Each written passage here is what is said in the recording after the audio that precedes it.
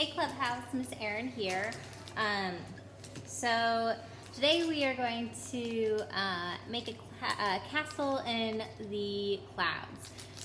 When I was reading Harry Potter, I know their castle is hidden away somewhere in Scotland, in the Highlands, but you know, I always imagined if I were to build a super hidden wizard or witchcraft castle, I might hide it in the sky.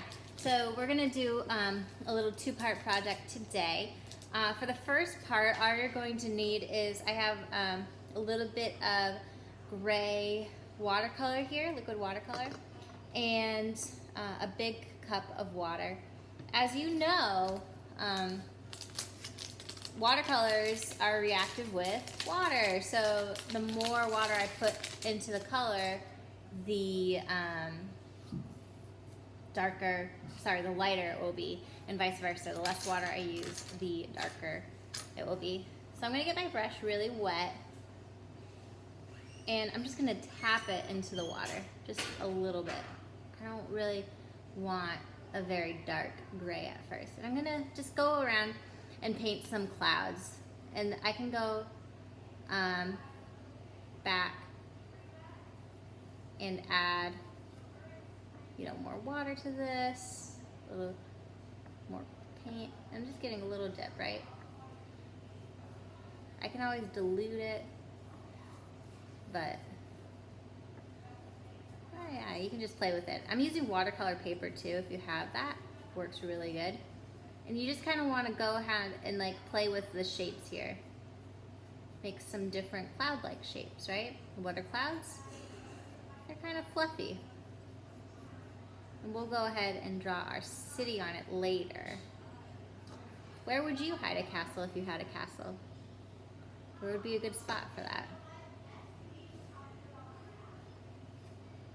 Alright, get my paintbrush wet.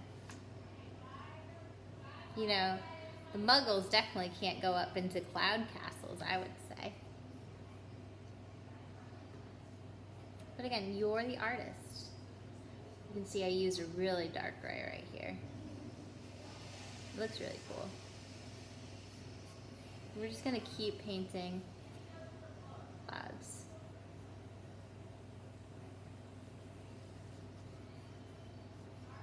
Man, I really hope it rains today. All the pollen out there is killing me. I don't know about you guys. Making lots of clouds. I think I'll do another one down here. And I'm gonna draw like my castle on this later after it dries, but it's too wet to do that now, obviously. And I can go in and, as long as my brush is wet, add more. I love the texture I'm getting from this. Very cool.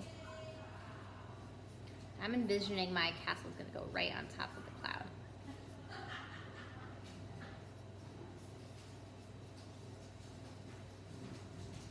Miss Joanne, sorry. All right. So, you know, thunderclouds are darker. Cumulus clouds can be whiter. Dark clouds have lots of water in them. Cool. All right, and you know, this dries pretty quickly, so you can go back, even with a finer brush if you want. I have different styles of brushes here. Here's like a fine brush, and I can go and add little details with my brush. It's really neat. I don't know if you can see that when I do this with the ink, but it kind of like sparkles. It's really a neat effect, right? You see that? It's explosive.